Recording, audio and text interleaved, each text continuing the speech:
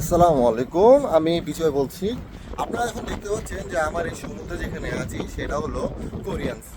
ঠিক আছে, এই কোরিয়ান সিতে আজকে প্রচণ্ড পরিমাণে উত্তাল, অনেক উত্তাল চলছে। এত উত্তাল যে আপনি দেখেই বুঝতে পারছেন কি পরিমাণে উত্তাল। আমরা এখন পোর্টের মধ্যে দাঁড়িয়ে আছি, কারণ পোর্টের মধ্যে থাকা অবস্থাতেই এই জায়গায় এত বেশি উত্তাল, পানি এত বেশি উত্তাল। আপনার এইদিকে কিন্তু আপনি একটু যদি ভালো করে খেয়াল করতে পারবেন যে আশেপাশে কিন্তু পানি আসার কোনো জায়গা নেই। ঠিক আছে, এই জায়গায় মনে করেন শেষ হয়ে গিয়েছে, কিন্তু তারপরেও এই দেখুন একদম চারপাশে বদ্ধ জায়গা, চারপাশে বদ্ধ জায়গা হওয়া সত্ত্বেও পানি কী লেভেলের উত্তাল। তাহলে সমুদ্রে যাব তখন কি পরিমাণে উত্তালটা থাকবে।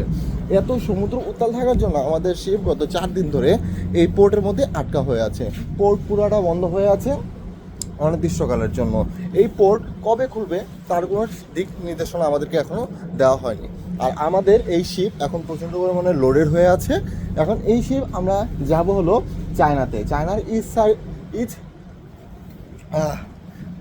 ইস্ট সি দিয়ে আমরা চায়নায় ঢুকবো। ঠিক আছে, এখন এই ইস্ট সিতে এখন বর্তমানে 5 মিটারেরও বেশি একটা বড় বড় ঢেউ আসতেছে। তা চিন্তা করতে পারবেন যে 5 মিটারের বেশি একটা বড় বড় ঢেউ আমাদের কী লেভেলে প্রভাব ফেলতে পারে আমাদের শিপে এবং আমাদের জীবনে। তাই আমাদের এই পোর্ট অনির্দিষ্টকালের জন্য বন্ধ হয়ে আছে। ঠিক আছে, আপনারা তো মনে করেন যে আমরা অনেক এখানে অনেক আরামে থাকি, সুখ শান্তিতে থাকি, বাট আসলে তা না। সুখ শান্তিও আছে, আরামও আছে, টাকাও আছে, কিন্তু মাঝে মধ্যে আমাদের জীবনের একটা বড় লেভেলের রিস্কও আছে। এই রিস্ক এড়াতে আমরা মাঝে মধ্যে বিভিন্ন পদক্ষেপ নিয়ে থাকি, যেমন তার মধ্যে এটা একটা পদক্ষেপ। যেমন আপনি আরেকবার দেখলেন উত্তাল, দেখুন সমুদ্র কী লেভেলের উত্তাল, খালি ঢেউ আর ঢেউ বয়ে আসছে, খালি ঢেউ আর ঢেউ বয়ে আসছে।